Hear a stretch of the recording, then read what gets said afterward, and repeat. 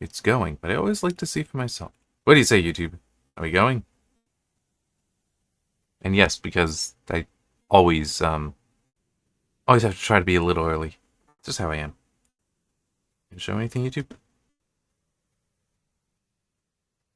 No, I actually kind of wonder, is starting a stream early like a bad thing in an algorithm? Okay, we are going. Good. Good, good, good. Um, as is my usual though, since I'm starting early, I'm going to try to talk about some other things. I have two things I can talk about, so I figured I would start with those. Um, yeah, let's start with the sad news.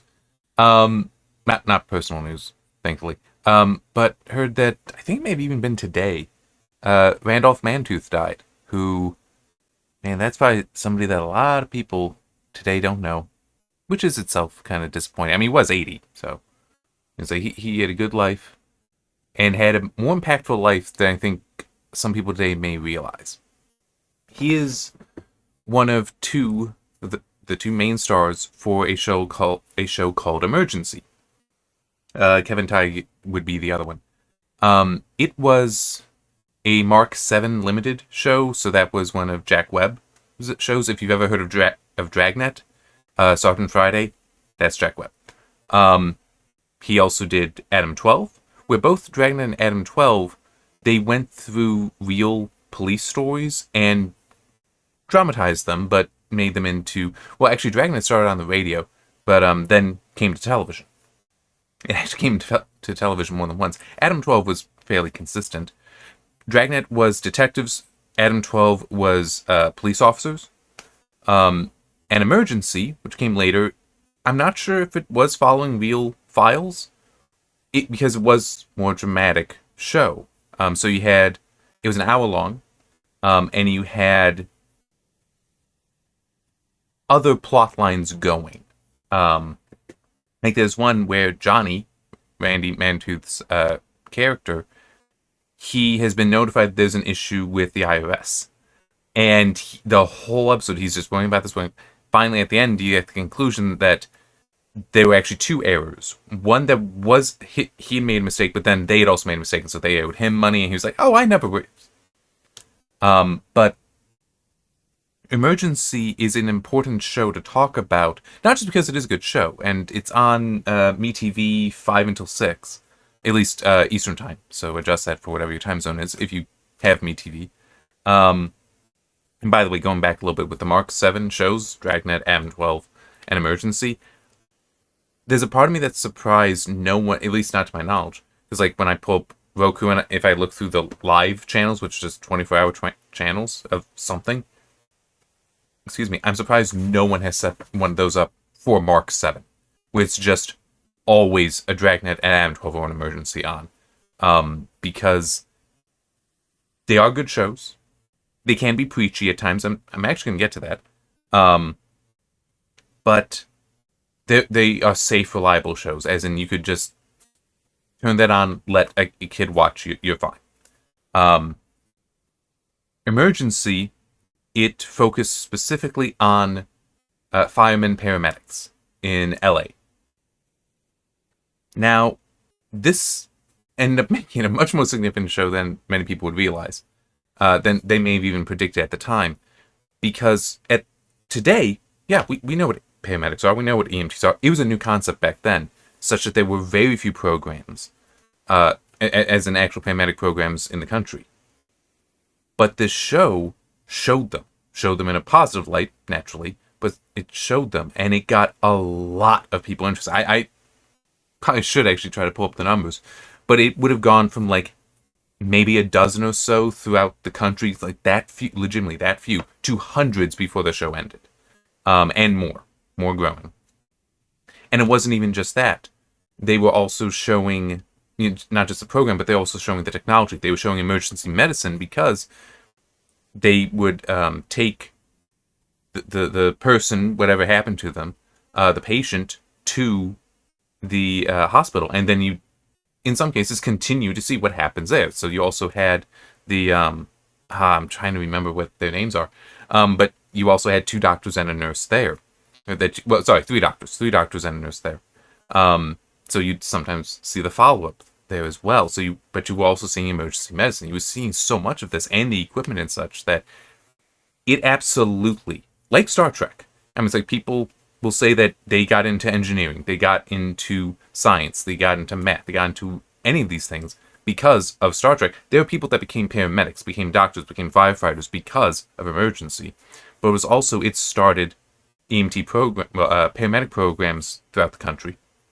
And there's even one episode later in the series where, my memory is failing me now. It's Johnny Gage and Roy DeSoto. That Johnny Gage was Randy Mantooth. Roy DeSoto is Kevin Teig. I'm never going to pronounce that name correctly because it's like T-E-I or I-E-G-H-E. Not sure about the E at the end. But yeah, they actually try to go on vacation, where going to a more rural part of California to just go fishing. But emergencies keep happening around them, and they do respond, in part because they also connected with, I don't remember exactly how it happened, but they connected with a sheriff there who's super interested in this stuff, because he knows it's something that he's lacking in the area. And they do whatever they can to help out.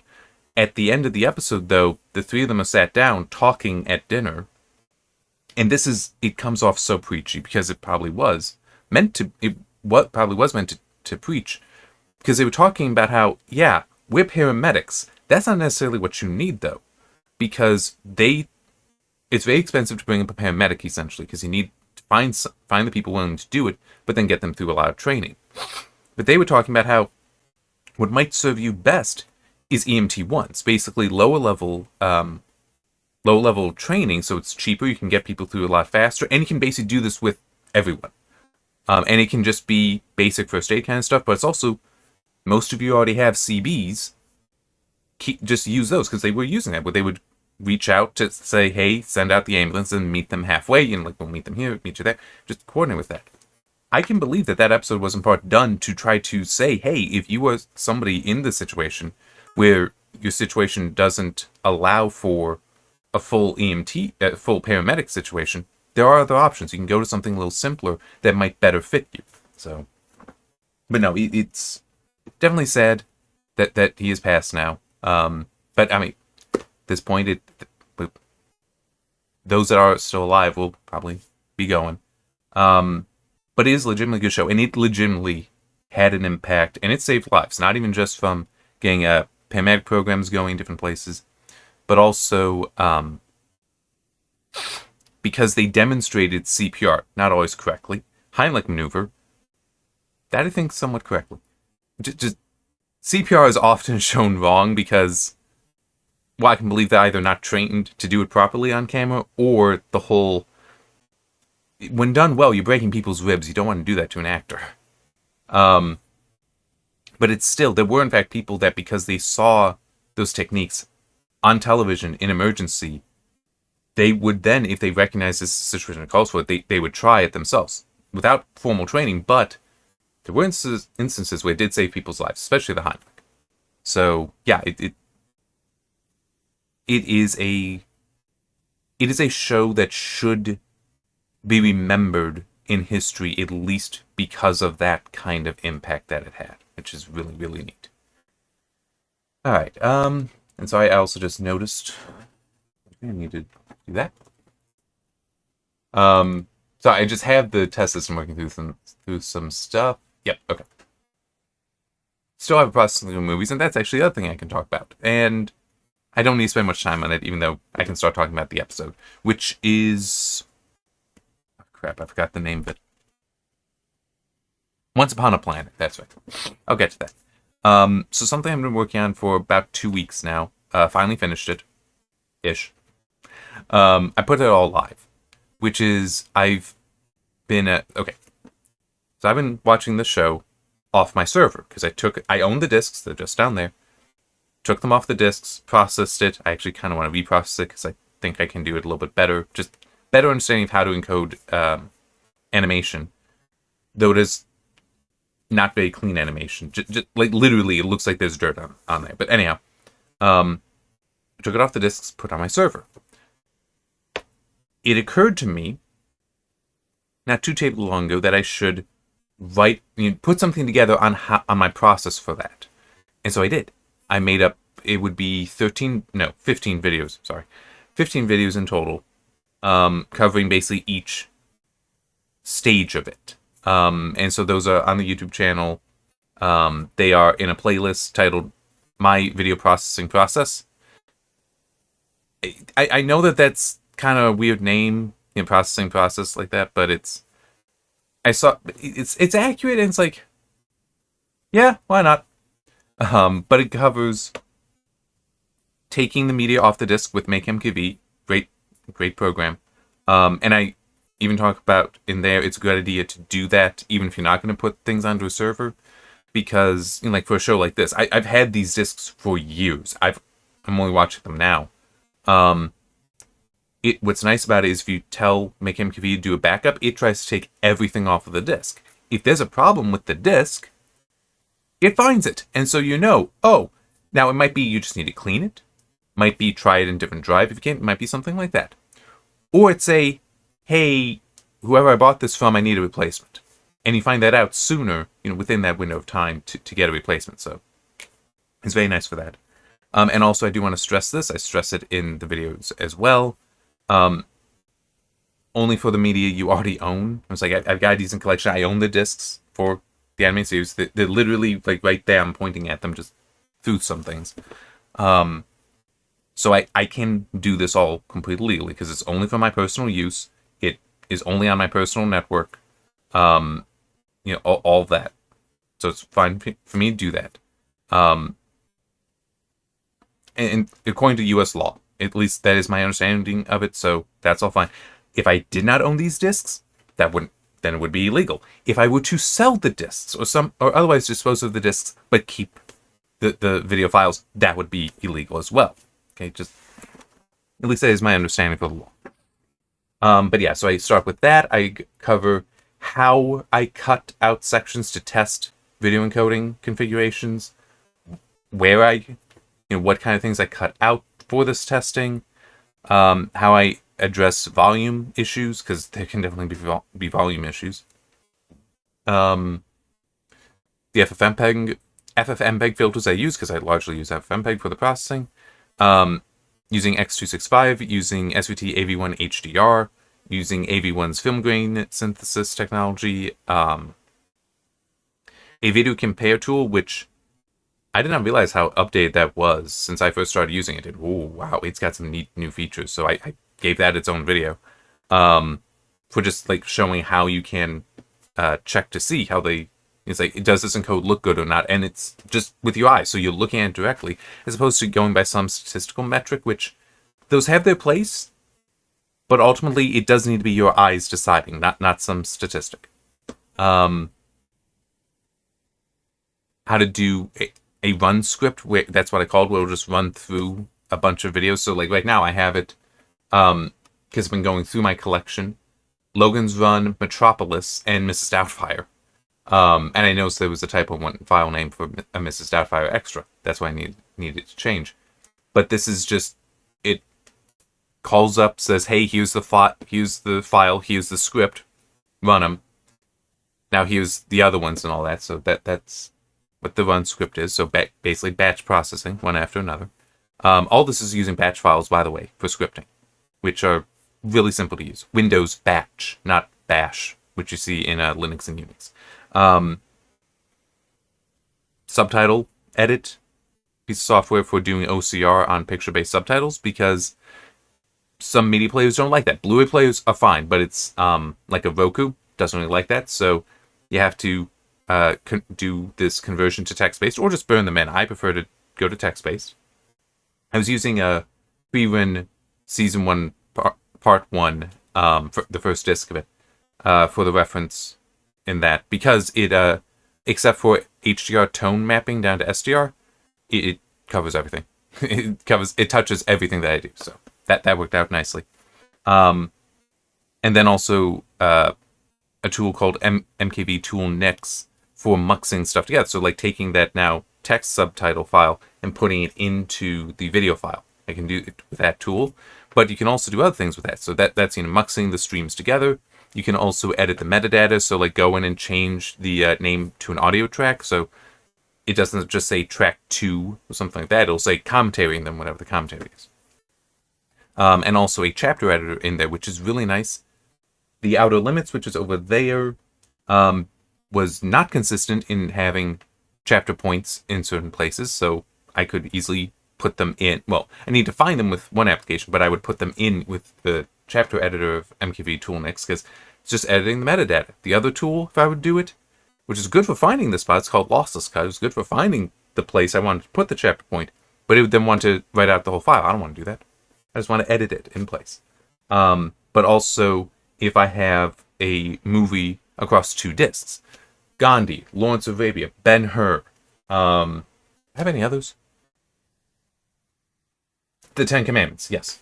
I like my epics. Oh, and also the extended editions of The Lord of the Rings. So I want to combine those files into one. MKV Toolnix can do that, but also I can then have it renumber the chapter points so they don't start over at 1 because, hey, that was the second disc. So, yeah, it's very, very nice, very useful tool, and I tried to go through and cover all of that across those 15 videos. All the scripts are also up on GitHub. There's links in the videos for that, and also in the playlist, so if you want to find that. Don't have it on Rumble, for anyone that's seeing these videos on Rumble. At some point, maybe I will start intentionally putting things on Rumble like that, instead of just using the stream, which, hey, I'm happy to have these streams on Rumble. It's actually kind of funny. I will get back, I will get to that, to the animated series soon enough. Part of the reason I even made this Rumble account, I don't know if I mentioned this before, was from when I was going through the Passwordless Courage, because it's about World War II. A British POW during World War II, who actually snuck into Auschwitz. There are topics in there, and also some words, that YouTube does not like. So it was a, just in case, have Rumble ready. Come in handy for some other things too, but yeah, it's yeah. Thus far, I haven't needed it. I have if I needed to, I have every file and can re-upload it to Rumble. I just don't really want to go through and do that. Because, I mean, look, Rumble's great. Don't when I can watch on Rumble, I prefer to watch things on Rumble. But YouTube is still the dominant platform. So right now, I don't see it worth it trying to upload to both. All right. Star Trek, the animated series, Season 1, Episode 9, Once Upon a Planet, but it was the last one produced, so it's the 16th episode, that's why we're getting to it now. The premise to it is, the crew of the Enterprise is in need of shore leave, so they've decided, alright, let's go visit the shore leave planet that we first encountered in the original series. Already I like this concept. Because it's like, yes, we're returning somewhere that you should already be familiar with. It's like, cool. And it is reasonably well introduced. So it's not like if you hadn't seen the episode, you'd have no idea what's going on. That's handled. But they go there, and it's a little funny, because I made a note about how, yeah, it's the crew of the Enterprise that needs this R&R. And so we only see bridge officers. It's a crew complement of almost 400. And we're only seeing the people on the bridge. And so it's the animated series. You don't even need a person. You can just draw another character. Doesn't even need to talk, but you could still do something to just have more people there, and they don't. Anyway, yeah, because it starts with, we see Bones, Sulu, and Uhura on a planet, and they were talking about how, yeah, last time we were here, and what was that like, and the whole, yeah, I was just thinking about Alice in Wonderland, because it seemed like I had just stepped into it, says Bones, and that's when the White Rabbit appeared those years ago in the original series, and then there appears the White Rabbit, goes running by Alice after her, and it's like, yep, this is it, we're back. But shortly thereafter, the three split up, start doing their own things. Bones finds, like, a southern, I'm completely blanking on what the term is. like the plantation house, with the tall columns in the front. Count as one of those, like, yeah, this is nice. And then the Queen of Hearts shows up from Alice in Wonderland. And, with the Sergeant at Arms or Knights next to her, saying, "Off with his head!" And so he runs and calls for an emergency beam up. He gets beamed up. Sula gets beamed up. Uhura, hearing this, at first calls up. It's like, guys, what's going on here? And then it's taken away from her. The communicator is taken away from her, so she is not beamed up. Technically, that's a little bit of an issue and inconsistency, because there have been other episodes where people have been beamed up without communicators. Like, which one was that? Which one was that? It was very recent. Yes, the Territon incident. Kirk his communicator was destroyed even, but he was still beamed up. So clearly, we have that capability, but we're not using it here. Anyway, what we shortly learn. Well, okay, I do want to first acknowledge this. When Bones is on the bridge and they're talking about what's going on, it was actually fairly intelligent. Maybe I'm a little biased there because just earlier today I saw an episode of a completely different show that not intelligent at all, which is disappointing because that show really should have been very intelligent. Now, true, it's the second to last episode, so I think they stopped caring, but it still is like, this could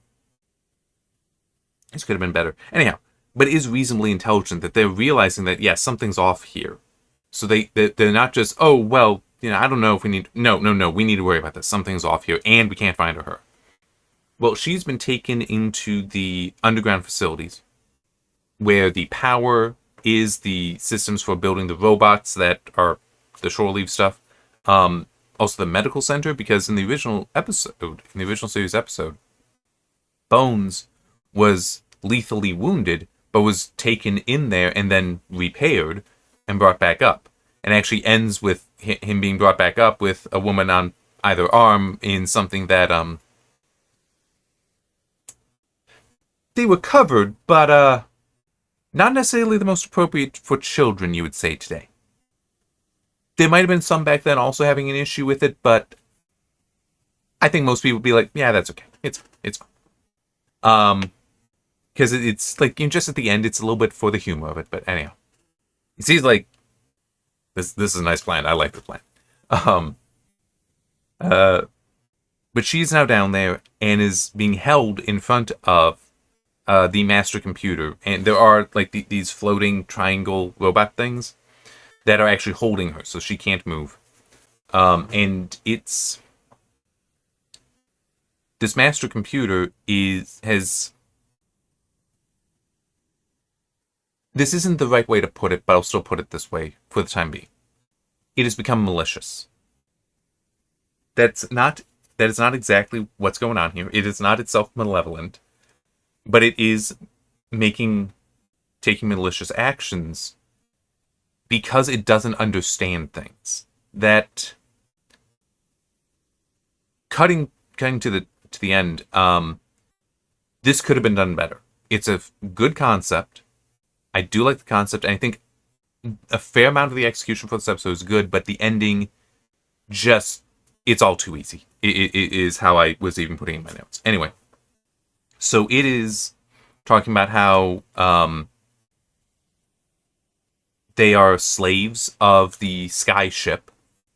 So from its perspective, the sky ships are just, the ships that would come visit the planet. So it doesn't understand what a starship is necessarily. It doesn't understand that that's the Enterprise. It just calls them all sky ships, and thinks that the people that beam down are slaves to it. It's weird. It kind of makes sense, but it's again one of those sci-fi tropes that I actually really dislike, because they tend not to be handled too well, and even in this one, it's not handled that well. So I'm now just looking at my notes to try to remember what's...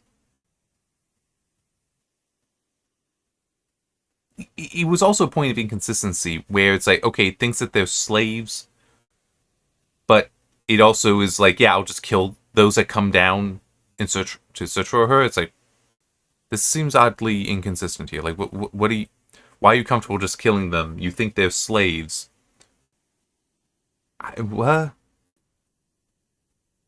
Like even its supposed explanation for why it's doing things don't really support it's being like, yeah, I'll just kill these people. Plus, it's even pointed out later that the planet seems to have been programmed from, and we know this from the original series episode, that no one is supposed to be killed on planet surface. If they're seriously injured, they should be taken into their facilities and repaired, like what happened to Bones. I can't skip too far ahead because I really do want to get to the end. And a lot of it I can skip over, but there are certain things I need to mention. One is that the human keeper, or humanoid keeper who lived there, has since died. So he had been keeping the computer in check, basically, to not go crazy, because he understands what's going on. But he has died of old age. So that's a problem. Also, things are going weird on the ship. Like, at one point, it just takes off out of orbit and then returns not under their control. The navigator, Eric's, I think it is, he put on manual control such that it's blocking the computer from actually, the ship computer from controlling the ship. So that's also blocking the planet computer from trying to control the Enterprise through that computer. They start looking through the commands because Scotty is actually intelligent here. There have been some episodes, not so much, but here he's intelligent. It's like, call up the log of all the orders. And they find that, hey, here's some that are in there. And he recognizes these short maneuver orders as basically, this is what you do to test the capabilities of a ship. So it seems somebody's trying to get a feel for flying the Enterprise. That's not a good sign. A little later, they lose gravity on the Enterprise, definitely creating a new emergency for them, because they're now just floating there, which at one point they do show somebody using a crowbar to open up a panel, and it's like, okay, that I doubt, because in 0G freefall, technically, because they are in orbit, you're not... How are you going to brace in order to actually use a lever like that? Because you're not going to stay on the ground and such. So there is that problem there. But otherwise, no, the demonstration of zero-G there isn't that wrong. I do feel that in some science fiction they do get it wrong. But no, it's not that bad. So when you lose gravity, so okay, right now there are two things that would cause me to start floating if I were to suddenly lose gravity right here. One is the elasticity of my flesh, my body, and also the seat, right? Because that is currently providing a force counter to gravity, just the natural elasticity there. So once gravity's gone, then that force would push me up. There's also the normal force, which is technically the elasticity is also connected to that. But the normal force is it's always at a normal, so orthogonal to the surface. But it is the force that actually allows you to stand, essentially. So gravity's pulling you down. This force must be applied up to counter that, so that you don't just keep falling. Okay. If gravity were to suddenly turn off, I'm actually pretty sure that the normal force, or maybe it would just be the relaxation. There's a lot. Well, you do compress down, and the normal force is keeping you from compressing down all the way. But when gravity would be off, suddenly the normal force and the elastics and such would cause you to rise. But it would likely be slow. I think that there has been some science fiction where it's like they turn off gravity and it's like instant. You're just launched almost, or just. It seems so immediately debilitating to lose gravity in some science fiction that it bothers me.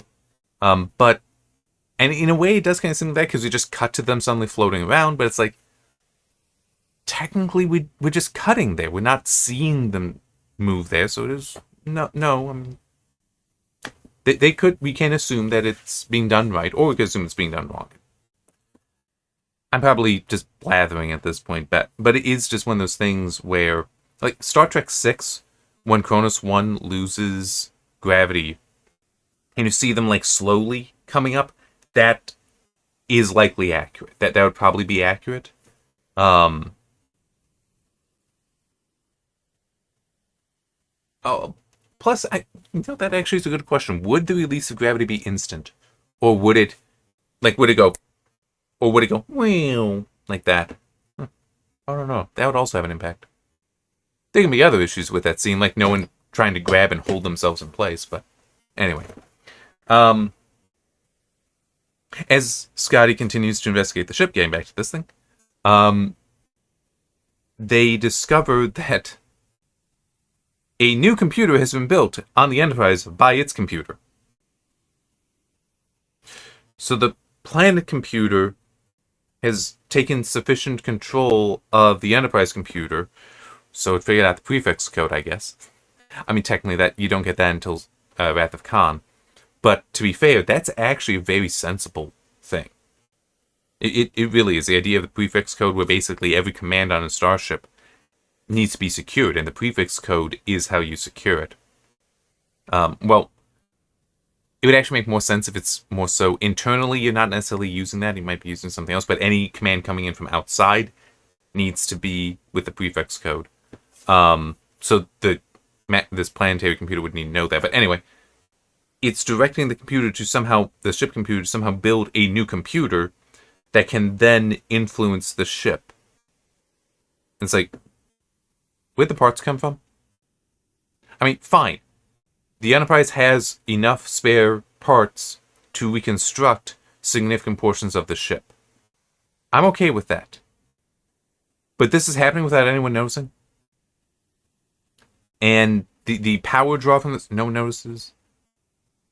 Yeah, it really just seems stupid, and I don't really know why it's necessary to believe that's what is going to be happening. It's a leap. It's a leap. Getting back to the planet, the Kirk, Spock, Bones, Sulu. Yes, okay. Just want to make sure I had all four, because I knew there were four. They beam back down and try to find Uhura, and are encountering some issues. One is that, yes, whenever they think about something that can be used against them, like Stay Puft Marshmallow Man in Ghostbusters, but it also, there's just things appearing where it's like, okay, who thought of that? I didn't think of it. None of us thought of that. Why would we think about pterodactyls attacking us? So it is also just the planet is using whatever it wants to try to stop them, which leads to a plot contradiction.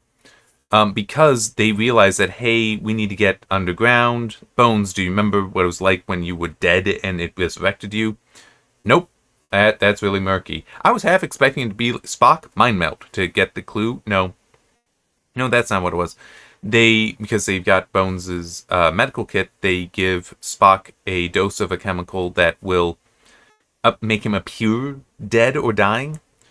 Because the programming of the planet should be hey, no one's allowed to die here. We need to get him and heal him. And then while that's happening, they would just try to run in and get through the trap door to then find her and rescue her. But we already had earlier the computer saying, yeah, I'm just going to start killing them. It's like, wait, what? It's allowed to decide I'm going to kill people, but it's not allowed to let anyone die. That's a contradiction. Plan works, though. So Kirk and Spock are both inside and are able to eventually reach Uhura and start talking with the master computer and figure things out. It's so stupid. So basically, it's that classic sci-fi trope of the computer has become more and more intelligent as it has observed things, and now that the Keeper is dead, it wants to expand. It wants to leave. And it has also come to... So we got that, which is like, okay, that's already not really how things would work, but whatever. This is sci-fi, not science fiction. I don't know how much I've ever brought this up before. I know I've brought it up once, and it's a weird topic to try to do, but I do consider sci-fi and science fiction like two different degrees. Um, where sci-fi can be like, yeah, it's a bit sillier. I would still classify Star Trek as largely science fiction, but there are definitely sci-fi moments like this, where it's like, no, it doesn't make sense that a computer is just going to develop intelligence because it is constantly being exposed to more and more information. Okay, that's not how that really works. That's sci-fi. That's getting more into just being fantasy, but it's at least with the science fiction dressing. So, with science fiction, would be like, no, that would never happen. Like the idea that current AI, or better term is machine learning, could become sentient. It's like, no, it's not. There's no capacity for that there. When people think it is, that's them projecting, essentially, them wanting to anthropomorphize it. But anyway. So there's that. It wants to leave because it figures that it has advanced enough and wants to explore the galaxy. But also has concluded that because machines are superior to humans, or people, that must mean that machines are in control of the galaxy, which is why these people that have been visiting the planet for so many years, that they must be slaves of the machines. Like the skyships. It's like,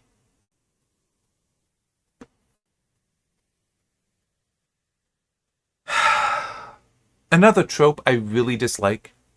Like, at least when, like, Asimov explores that in iRobot.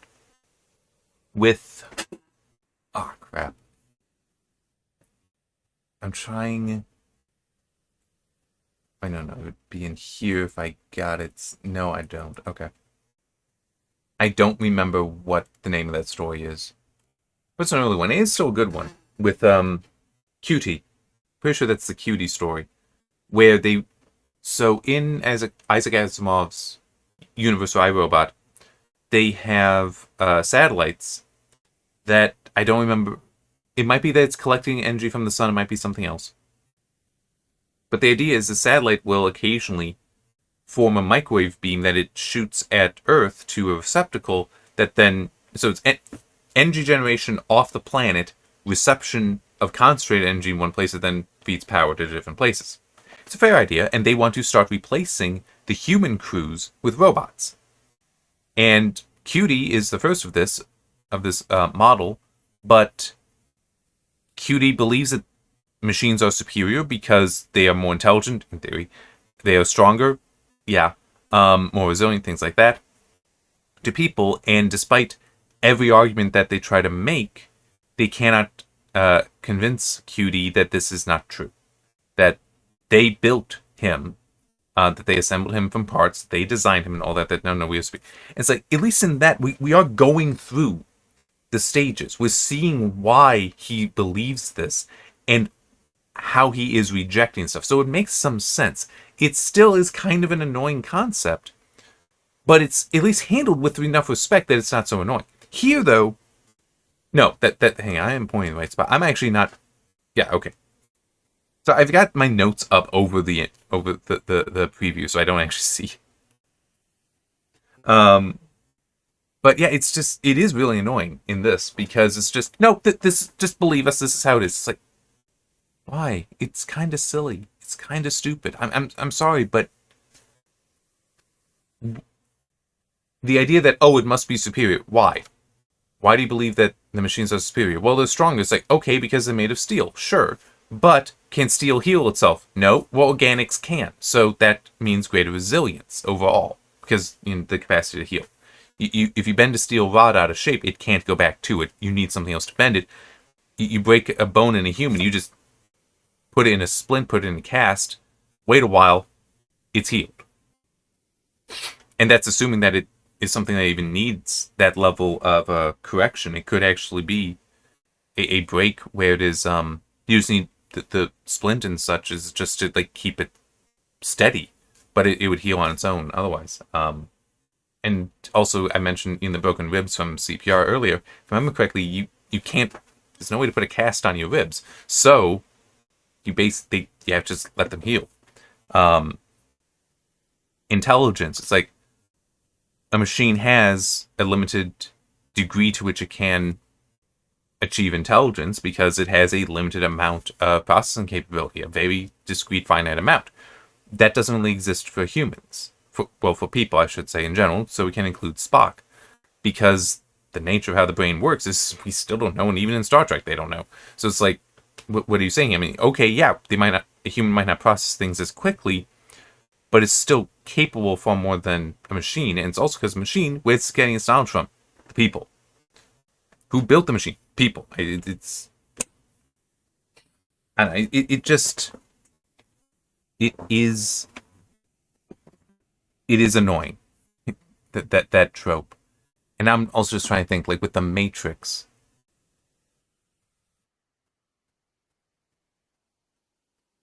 Just using that, I can also use Terminator, but I just want to start with the Matrix. I don't believe that there's any reason to believe in the Matrix that there's any capacity for the machines to grow. Like that they're largely reactive to the humans. Excuse me, like they're always just, whatever they're doing, it's in reaction to something that the humans are doing. So they don't have just they don't invent things in a vacuum. They don't invent things because they can. They invent things to deal with the humans. And even with Agent Smith, he does become more human, but why? It's because of his connection to Neo from the end of The Matrix. By the way, I've only seen The Matrix, was it Reload and Revolution once each? Did not care for either. So, yeah, I mean, I remember it, but it's like... Whereas humans, it's like, yeah, they have the capacity to keep trying. That's kind of also the point of the movie. In the Terminator, it is stated that the machine that Skynet had lost. They then retconned that for Terminator 2 to be possible. But it still is. The fact that humanity is continuing to overcome Skynet, is able to continually overcome the Terminators. Yeah, in Terminator 2 had help, but still is. It demonstrates the capacity to surpass them. So it's just, it is an annoying trope to me. Just is. And this thing is completely guilty of that. Alright, what else there?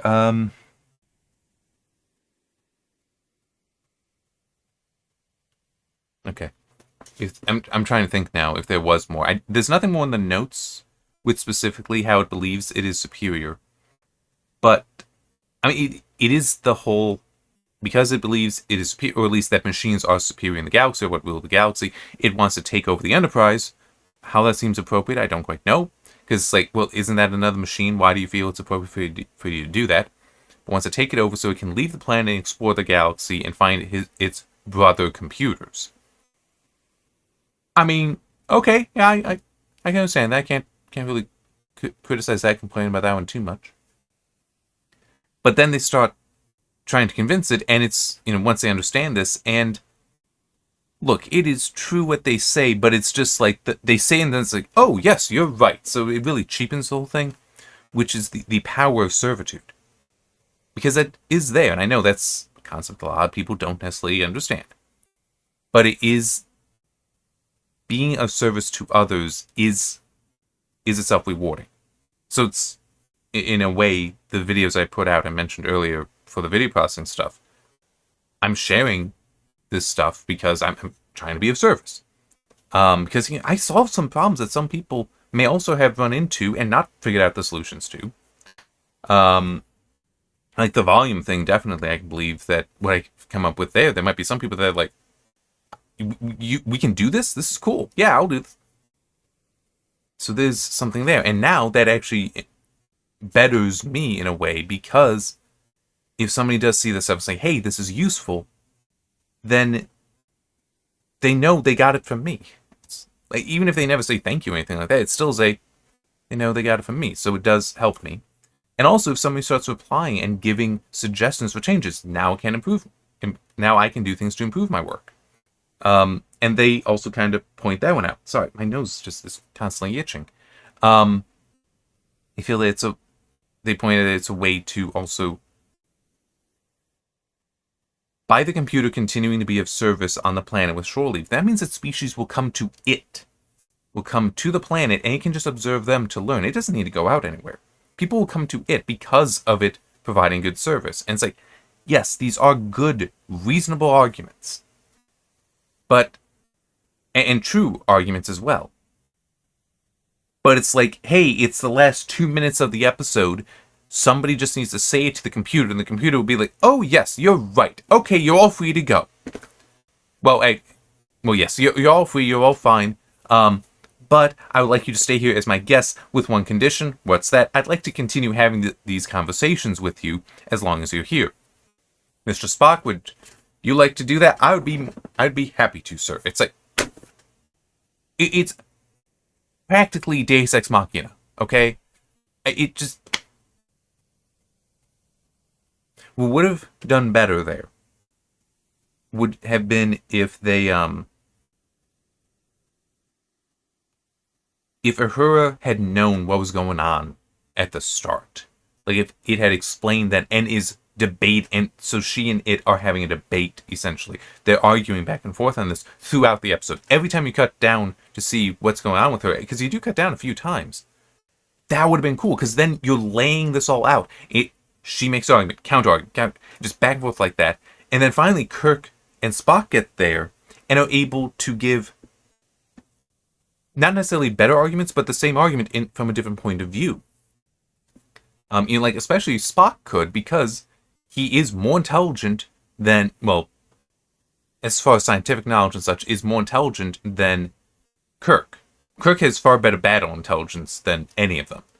But Spock, still very intelligent, and he is also physically stronger than them. So him giving the perspective that him serving Kirk, like the computer would serve others, that's actually improving his situation, because Kirk has strengths he does not have.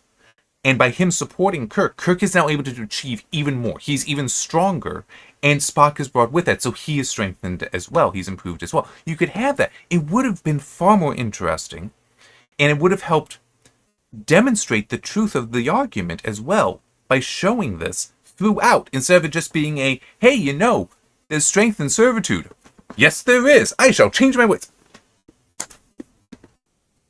So yeah, you could have done that. You could have had it building across. And it also would have helped her as well, because it would have made her a much more intelligent character. And I mean, I've said before, Uhura is legitimately one of the most intelligent characters in the original series of Star Trek and in the movies. I think it's best demonstrated in the movies. But I would, and I know I've said this somewhere, I would put Uhura, for cultural knowledge and intelligence, probably better than anyone on the Enterprise except maybe Spock.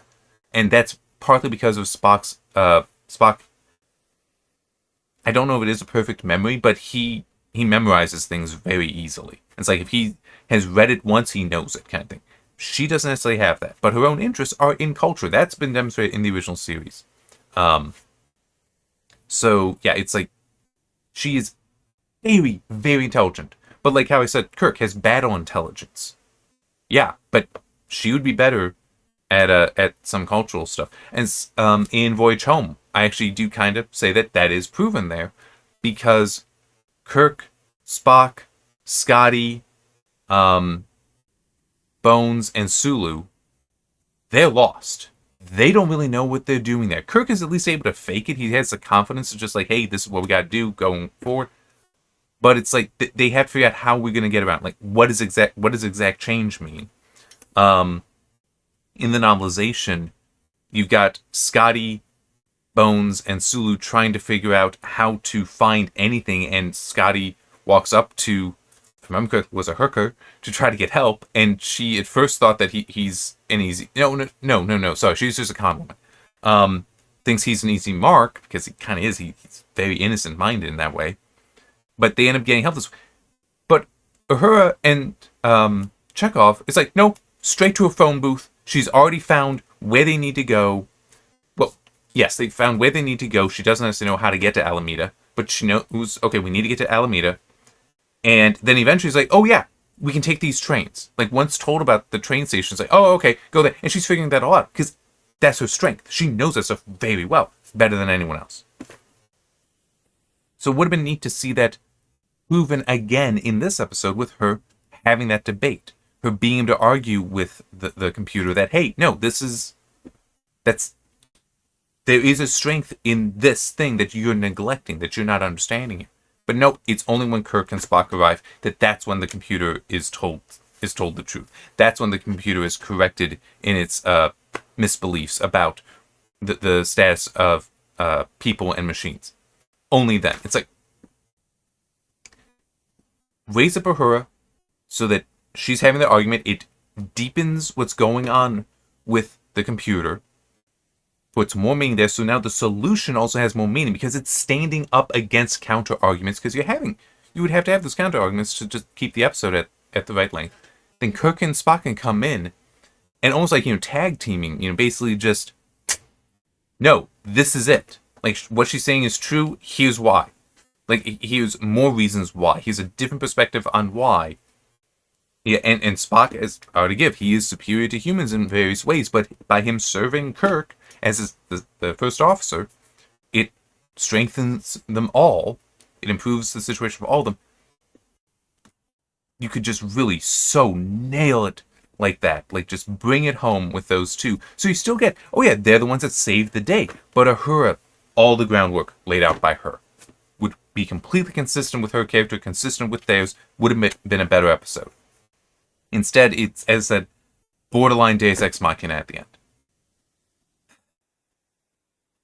All that being said, I still give this a weak recommendation. So that's 2 by the numeric labels.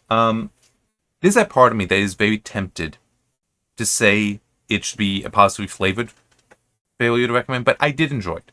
And so it has to be a weak recommendation. And it is the issues, the things I've just been ranting about for 10 minutes, however long it's been, are legitimately confined to just the last few minutes. The rest of it is pretty good, is pretty solid. But yeah, it's just and now the problem is solved because, we only have 2 minutes before the episode ends. You don't even need more time. You just need to spend the time better. So it's not like, if this were an hour long, you could... No. Half hour is fine for this one. But, yeah. I do kind of wonder if my thinking of that other approach to the story and it not being what's in the episode, I wonder if that's... if we could talk to the writers, if it would be a, well, no, we actually didn't think about that. We were just trying to get this out quickly. Television, you have to do that. That's not a negative. That's just an acknowledgement that can be the situation. Or if it was even well, we thought about that, but chose not to, or were told not to because this is a kid's show, then I can understand. It's yes, they will. Yes, they will. Okay? And plus, kids would be watching it in reruns as well. So it's they have multiple times to get it and to notice the additional things and build it all up. So it's... Talk up to kids. Okay? It's that doesn't mean you give them content that is above their understanding. Well, be inappropriate for their level. That doesn't mean that. But is that you don't need to talk down to kids. It's kind of like, I think I had it in one of the videos, but I don't think I really wrote it out in the review for the Ripperverse Omnibus. And how in some of those stories there is jargon, but in some of it, the jargon is deeply wrong. It's not just, they didn't do this right, because it's we just need this and we're trying to move forward. It's no, you just have stuff wrong. You clearly don't understand what the science is you're trying to reference. And you didn't have anyone check it to tell you, hey, this isn't how that would work. Don't do it that way. Referring to water as an element. It's it's a molecule. It's a compound. It's not an element. Don't do that. And other things that it's there's problems there. And it's fix that jargon. And so I'm pretty sure I did have in a video, not necessarily in the written review, that there's bad jargon which is never good. Because you're either giving people who don't know better the bad information, or you're giving people who do know better a reason to be frustrated and annoyed and not enjoy what they're reading, like me. You can have neutral jargon where it's yeah, that's not how that would work, but we're not lingering on it. We're not doubling down this, so just move on. That's fine. It's okay, that still can be annoying, but it's yeah, what's the next sentence? Let me just keep reading. I can move on. And then there's being like legitimately good jargon where you're actually getting it right, or right, where it's reasonable that this is how this would work out. So it's like, yeah, we'll just accept that, and it might not be completely true, but it's true enough. It's reasonable. So that would be kind of like, especially in most of like TNG and on, when they really tried to make a consistent technical canon to Star Trek, how warp works. It's like there are episodes where it does actually get into that. So it is technical jargon, especially because a lot of it is made up. But that consistency, that attempted consistency there for completely fictitious technology, that's high. That's good jargon. I should acknowledge, though, it's been a while since I've watched through TNG. Whenever I do that, might be a... Okay, no, they're actually doing that badly. But my memory for it is largely that they tried to maintain that consistency, yeah, and they tried to address certain issues that would be real issues. Like trying to bring in real physics, they tried to address those. So it's like that would be good jargon. I'm just trying to think if I got any specific examples in mind for good jargon and something else.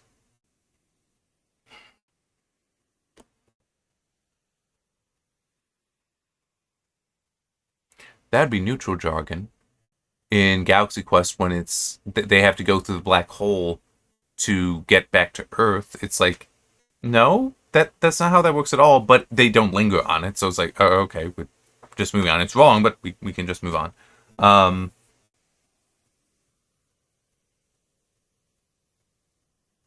See, now I'm just playing through Galaxy Quest in my mind. Is there anything else in there that would be good jargon? That's not really a jargon-heavy movie. Hmm.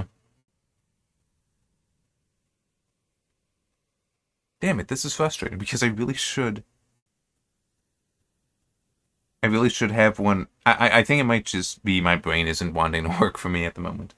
Um, that's also true though. I shouldn't be limiting myself to just science fiction. You can have good jargon in really any genre. Because the concept to jargon is just a a use of technical vernacular, but that technical vernacular could be magic, could be engineering, like cars. I got Bullet there, and the cover art has cars on it for the chase. Um, oh, that's yes, that's good jargon. Yeah, with emergency, what I was talking about there, with the whole them demonstrating CPR, them demonstrating the Heimlich maneuver, them showing the defibrillator and how that works and what they're monitoring for, what they're looking for. There's one episode that's kind of I because I looked it up and it's correct because they got a good technical advisor. A guy is in a workplace accident, and when they go and check, they get, because you typically get the pulse and blood pressure off of one arm, and it's like, okay, we in communication with the doctor, say, okay, we're gonna do this, and then I think it was Roy who's like, wait a minute, hang on, Johnny, mention this, because the jugular on one side of the neck was behaving differently. I'm pretty sure you've got the arteries and veins on both sides. I'm pretty sure jugular is the same name for both sides. But in any case, they noticed that on the other side of the guy's neck, it was distended. And Roy's like, hey, hang on, we need to check on this. And then the doctors, once informed, like, check the BP and the blood pressure and heart rate on the other arm. They did that, and it was different. And this is something called pulsus paradoxus. And it's like, okay, yeah, cancel what I just told you. You need to do this instead and get him in here as fast as you can. Because what that indicated, I'm not sure how fully accurate this is or not, but what it indicated to them was there was actually a tear in the mitochondrial lining. So the heart is within a sac. So is your brain, by the way. So this is why a heart attack and a stroke are actually the same phenomenon, just in different places. That sac, it keeps that organ in blood, so it's constantly being fed it, but it is also consisting of the veins and arteries that bring the blood in and out for that organ, right?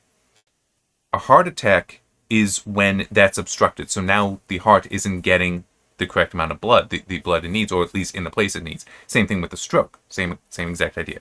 I don't remember what the sac is called for the brain. I don't think it's called the mitochondrial sac, but for the heart it is. I do remember that. But yeah, it had a tear in there, so something is off there, and it's causing the heart to now have to cause different blood pressure on both sides. And I think even the heart rate was measured differently. It might, or maybe it was the same rate, but it would be like one strong here, weak here, and that's this is a major problem. So I think they may have done do they actually say DW5? I don't remember. But at TKO, it's like, no, use this instead because this is a major problem. Because it would require heart surgery to correct this. Basically, that's a good jargon because I looked that up. It's like, no, that's legit. That pulsus paradoxus is a real thing. I don't remember if it's necessarily correct for a tear in the mitochondrial lining. That's indicative of that. It might be indicative of multiple things, and they just leapt to that. But it still is that's good jargon because it's accurate. And it is wow, I'm learning something from this that's real. That's awesome. That's what, and you can do that with children. Emergency would be perfectly safe for kids. Well, largely. I mean, not little kids, but for a lot of kids, I mean, it's like that would be fine. Like definitely 10 years old. I think kids would be fine with that. Probably a little bit younger as well. Okay, and it's just because it is by its nature good jargon. Adam 12, good jargon as well, because that's using real stuff, and they're trying to display it accurately. They would time compress things, yes, because they needed to. That was a half-hour show. Emergency was an hour long. Same thing with Dragnet. That's yeah. I'm glad I thought about that, and that's kind of funny how it all kind of wraps back together. um,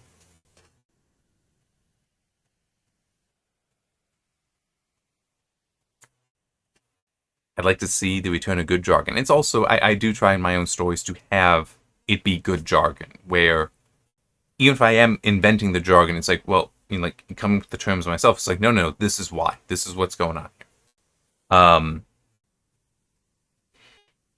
And it is frustrating because there have been times where you do see or hear stories about where people making a television show, writing book, whatever, they don't care. And so they just get things wrong, but it's like, what does it matter? It's all just fiction anyway. In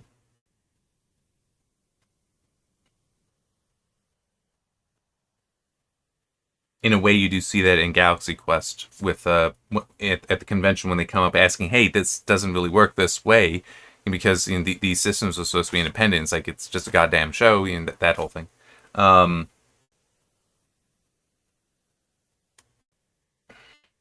I'm trying to think of another good example. I've got one, but it's not really concerning jargon. But it is still that whole nobody cares kind of thing. And oh man, I got to watch Rocky at some point this year because it's now 50 years old. It was a bicentennial film, so.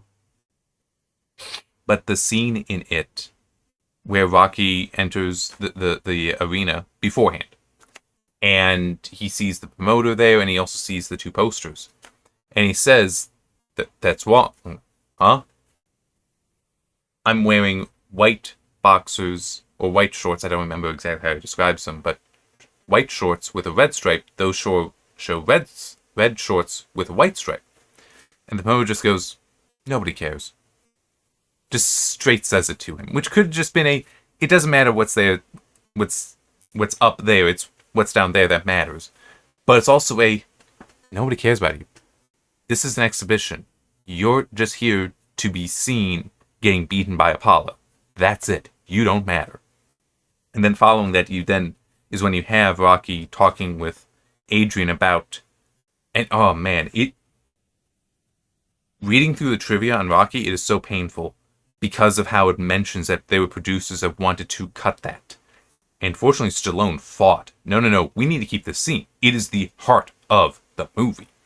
With them talking and how he's basically talking about how he can't win. He doesn't believe he can win. He doesn't think that's even possible. But he has to go the distance. He has to know he can do that. That's what matters to him. So, but anyway, going back, the posters, that mistake there, that whole scene was by accident. The poster was an accident. The person who made it flipped the colors. And it was just alright, we'll just integrate it. And it works perfectly. Legitimately, Rocky is not just a good film. It is one of those films, and there's others, they're just not leaping to mind for me. I mean, Jaws, technically, as well, would be like this. It seems like this was meant to be made, where things didn't go as planned, but because they didn't go as planned, it turned out better. So, like with Jaws, the shark didn't function for a lot of it. They wanted to show the shark early. Instead, it gets shown at the very end. And just, it makes it so much more impactful. The plan was something else. But thankfully, Bruce, that was the name they gave the shark, kept malfunctioning. So it wasn't reliable. It wasn't reliable until they needed it to work. For that one scene, when we finally see it, and just the way, just throwing the chum out, and then it just appears there. That is such a perfect reveal. But was never the plan. With Rocky, you got the boxers. You got the shorts. You've also got the scene of Rocky and Adrian in the ice rink. Originally, that was supposed to be filled with extras. It was supposed to be like during regular hours when people were skating. I don't remember what it was that caused that to not happen. If it was a scheduling conflict, if it was like they didn't realize that, wait, at this time no one's going to be there, or they just didn't have the budget for the extras. I don't remember what it was exactly, but it's like, all right, well, we got to shoot the scene, so they shoot it. And it's just the two of them. The guy in the Zamboni in the back, yeah, sure, but it's just the two of them. So now, instead of it being this just conversation with all this other stuff, it becomes a very intimate conversation between these two people. Not intimate as though anything explicit or anything inappropriate for general audiences. Not like that. Just, it's only these two. Everything right now is just about these two.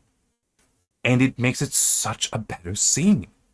Man, yeah, I need to rewatch that. I just got other things to watch first. But I'm definitely going to watch it. It's such a good movie. Such a good movie. All right.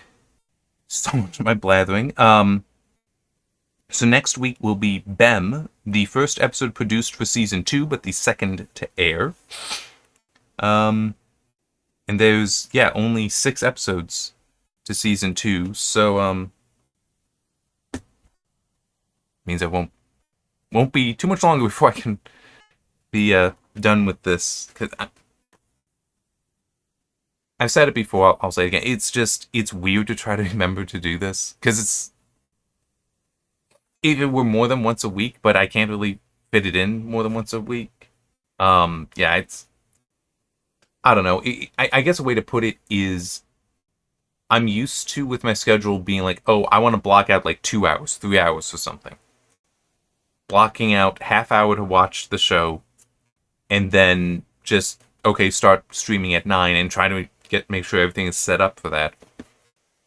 There's always some weird things I have to jump through to make sure everything behaves correctly. It's just kind of a hassle. But if it were instead, like if I actually were doing multi-hour streams, if I were a streamer, that would be different. I think I'd be more comfortable with that in certain ways, as far as the scheduling. But it still's, I don't think anyone would want me doing that. I don't know. Maybe I'll try it someday, but I don't know what gimmick I would have that would make it interesting. And by that,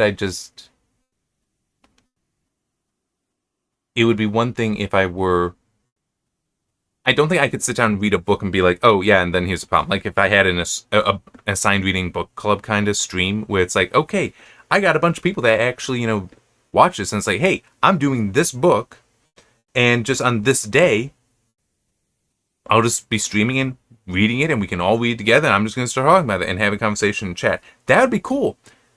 I'd kind of need people, though, and I don't have that, so. Or even having more than one person here, because, I can do that, like, okay, no. I'm just seeing what my options are here, because, at this, with Rumble, it's just me. I can have cover, where it'll be, like, 3 people like that. Contain, where it'll be, they show it as 3 people like that. And then some other stuff, so, like, presentation. Oh, well, I don't have anything shared, so, yeah, that's gonna disrupt it. But, yeah, so it's, that would be neat, but I'd need people, and I don't have that, so. Yeah, and probably once this is done, then once I finish with the series, I won't continue. Maybe I'll pick it up again in the future, I don't know. But it is pre-recorded, seems to just be what's easiest for me. And most appropriate for how my things go. Plus, once this is done, then I can just freely watch TNG. Because I haven't watched TNG for a while. I want to watch it once I finish with this. So, but I can't do that until I finish this. And then Deep Space Nine. I don't know if I'll go through Voyager and Enterprise. I might. I got Babylon 5. I want to go through that. I do legitimately want to watch through Babylon 5. I watched the first episode to make sure it processed well. Looked good, so happy with that. I do legitimately want to go through it. I did find it interesting. But it's just, I'd like to go through start TNG first. Maybe I can skip Deep Space Nine, because it was actually not that long ago that I watched through with my family. It was before I got the DVDs. But it's like, that might be fair, but don't know. I'd have to think on that one. But it's like, I want to get to some other things first. Got the Outer Limits to go through. I got lots of things to go through. And it's just having the freedom to do that more than once a week. One thing just occurred to me I should mention, because I put up the videos on the video processing process, that whole thing, because it's up now, that project for the Fiction Method is done, barring going in and making changes when there's a comment here, comment there, and say, oh, okay, I'll address that. And maybe, with writing something up, maybe with a new video, whatever, if somebody says, hey, what about this or that, I'll try to be responsive. Hopefully I will succeed. Might not. But because that's done, there's also an essay I want to do, but that's backburnered at the moment. That's fine. I do want to start up assigned reading again. The next story will be Utopia. So today is Saturday. I will try to tomorrow start working on that and get some videos. That doesn't mean it'll start coming out on Monday and such. That might be a week later. So not this. It might not start on 13th. I might intentionally push it to the 20th so I can get ahead of the schedule. Especially because I do not know how that's going to go. I've read Utopia before. It's been many years, like over a decade. I don't remember how it's broken down for chapters, as far as like, am I gonna be like, okay, this chapter is so long, I need to cut it? I don't know. That's part of the reason I want to make sure I have plenty of lead time. But yeah, so I'll work on that starting tomorrow. And that essay, I will, as I have time and feel the focus. It's a weird one. So I wrote about it in this week's Writer's Ball, where basically I got a bunch of ideas, so I do kind of just want to write out what I have in a lousy first draft, and then like rewrite it and maybe do it like, okay, one essay here, one essay here, one essay here. So I don't know. I still got to figure that one out. But it is still, yes, signed reading. I intend to get back to that soon. The break is effectively over. It just might still be an extra week before those videos start coming out. At least one thing, Utopia is a hell of a lot shorter than the omnibus that was over 1,300 pages. So that should take far less time to write up. Well, it's far less time to read through, far less time to write up. I hope. See you next time for Bem in